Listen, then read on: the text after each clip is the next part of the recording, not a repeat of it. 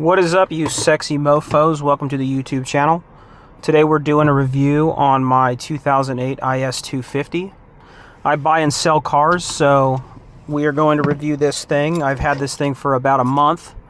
Put about 4,000 miles on it since I got it. You can see it's only got 126,000 miles, almost 127,000. Let's go take a walk around the outside of this car.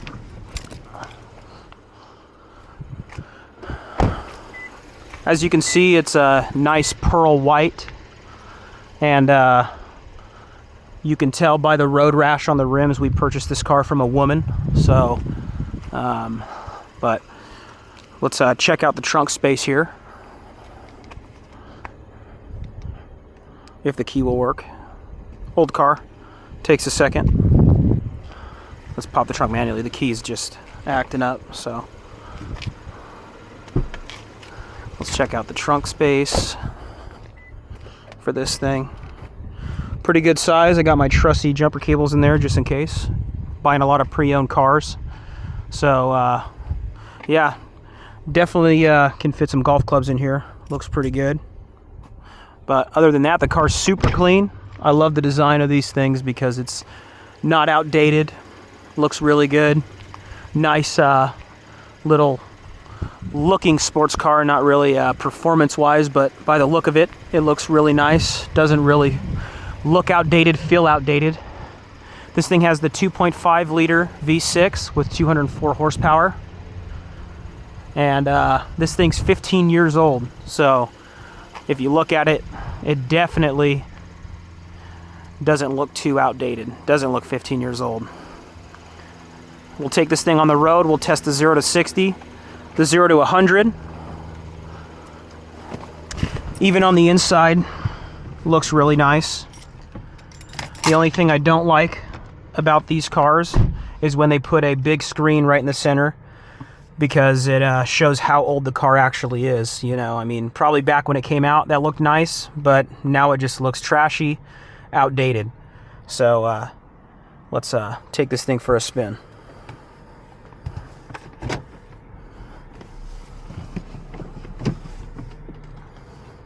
Nice backup camera, pretty good quality. Not the best quality, but it don't look too bad. See if I can flip around up here. Probably gonna do a 3-point turn, a little bit of off-roading. As for the inside, beautiful black interior. It looks nice leather. The only thing I can't stand about this thing is the one cup holder it has, which is just pointless. You know, so if you got a girlfriend or you got a friend, you better tell her she has to stay home or you can't use your damn cup holder. So we took this thing on a trip about 3,000 miles, and I'll tell you what, being 6 feet tall and sexy like myself, it is not the most comfortable thing. You're pretty cramped in this thing. I always press this power button for the radio over and over and over, trying to get comfortable driving that far distance. But other than that, the car's, it's beautiful for how old it is, you know, especially coming from Toyota. Lexus did really good on this car, and I think it's definitely something fun to drive if you getting into cars, or if you trying to find something that's a little bit more sporty, you know, but can still do the same things as a Camry and a Honda. You know, it's definitely a lot nicer. You know, it's got the paddle shifters. It lags a little bit. I'm trying to get into it a little bit, and it kind of slow. But we'll set up the timer here once I get on a good road to test the 0 to 60, and we'll see where we're at. But yeah, only 205 horsepower this thing, or 204 horsepower. And this thing takes off like a 4-cylinder. You know, it's really not doesn't have the balls, you know, to really give it some beans, you know. But it's got the paddle shifters. I don't really see a difference using the paddle shifters or using it in automatic. Feels like the same to me. If you have one of these and you think differently, then you're wrong. But yeah, we'll take this thing out over here. Yeah, and then just because like this electric screen, oh man, I just can't stand looking at it. It's just terrible, you know. I mean, that thing looks so outdated.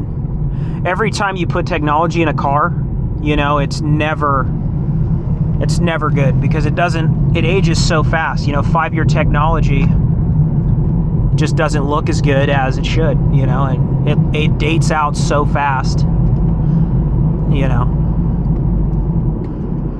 But this thing's real nice around the turns. I like it for how old it is. You know, I really don't get on it. That's why the gas mileage, or miles per gallon, is 23.6. That was me driving it about 80 miles an hour on cruise control all the way to California. We drove there from Idaho, and we got it up to 23.6. But if you tried to get it up a little bit higher, you probably could.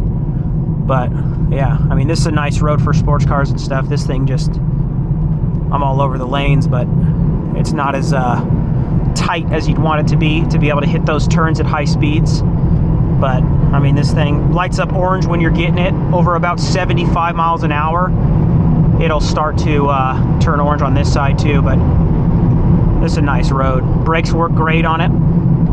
You know, we'll throw it into sport mode, see if you guys see a difference. RPMs jump up about 500. Not really crazy. It depends on how fast you're going. Sometimes it'll jump about 1,000 RPMs, you know, but you got a little bit more torque in here, you know. This is a bad road. I better flip off this road.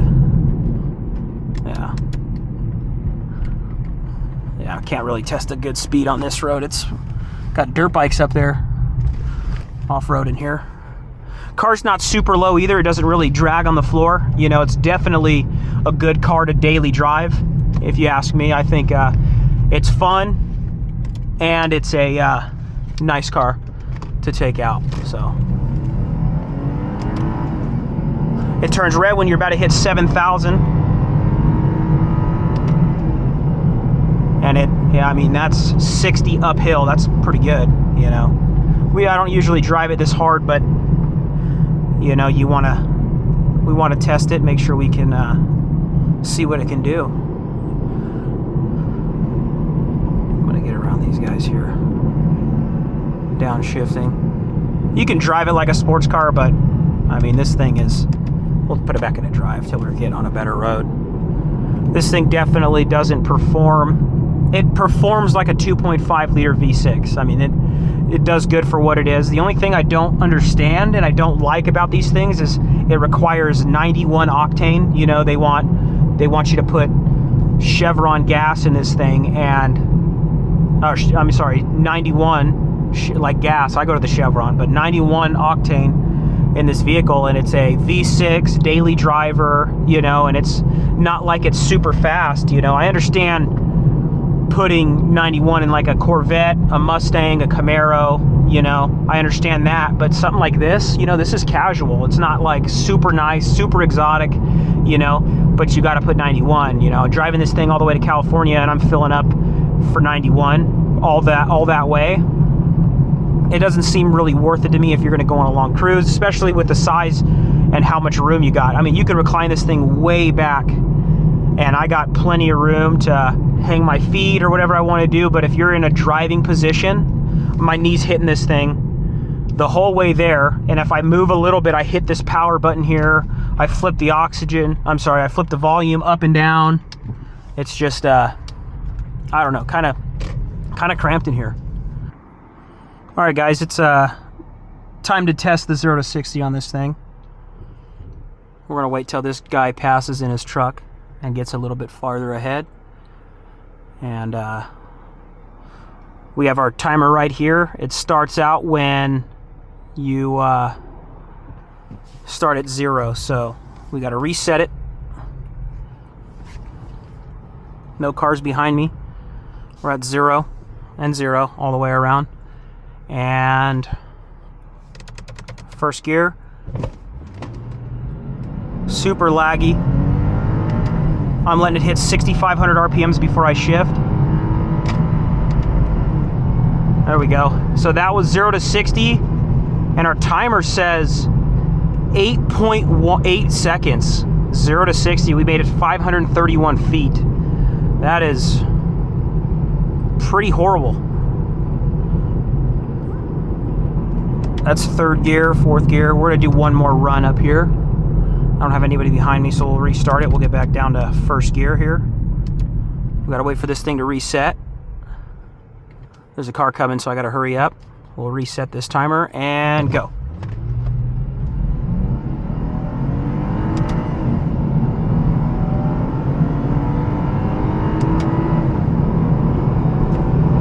What do we get that time? No way.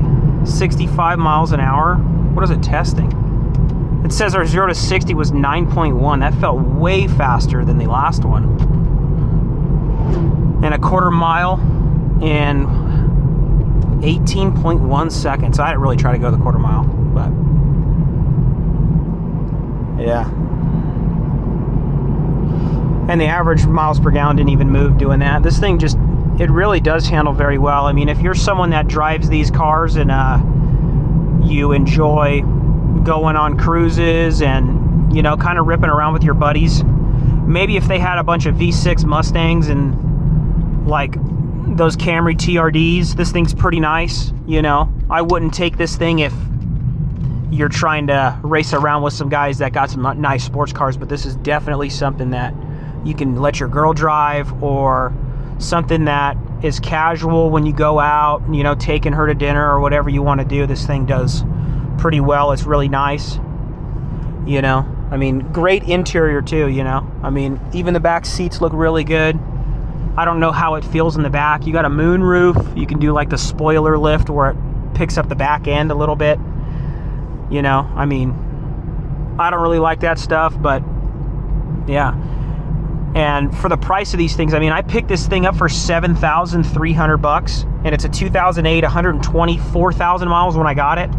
You know, it really is a great deal for what it is, you know. Great car, and it feels like driving a Camry. You know, it does feel like driving a Camry, but it looks like you're in a Mercedes, you know. That's kind of like Lexus's goal here, I think, is just live in luxury, but still having all the capabilities of good gas mileage, comfortability, and yeah, just all around, it's a great car, you know. The acceleration's kind of bad. I mean, it's a kind of slow car, but for what it's meant to do, I mean, it's a pretty damn good car. If you're looking for something for speed and stuff, I would upgrade to the IS250, you know, of this year, ISF. This thing isn't even all-wheel drive. It's just the rear-wheel drive version, so it doesn't have all the nicks and stuff. It's just the basic bottom line IS250. But even so, it is just a very nice interior, very classy car, and yeah, I enjoy owning it for the couple weeks I'll have it, and then I'll end up selling this thing, make some profit on it, and we'll get another one for us to review. But I mean, this thing is pretty nice feel on the inside. You know, it's kind of thin here, but I mean, it looks really nice. But yeah, next time we're gonna probably try to get into I don't know, something a little bit more sporty, a little bit nicer, and just start reviewing all the cars that I get. But yeah, my goal is to drive almost every car in the world, you know. I mean, not every one of them. I don't want to drive no damn, what is it, a Kia Soul or anything like that, but you know, just kind of things that I enjoy driving, things that I think would be cool. And yeah, I'm glad you guys, thank you for joining me on this review. My name is Matt Pearson. My Instagram is down below, and please like this video, please subscribe, and I thank you guys for tuning in. And then please leave a comment, let me know what car you'd like me to review, and if it comes into the market and I'm able to buy it at a good price, something that I think would be a good deal for me, you know, for me to buy and sell, and something that'd be cool for the YouTube and the Instagram, leave the comment down below. So thank you guys so much for tuning in, and have a great day.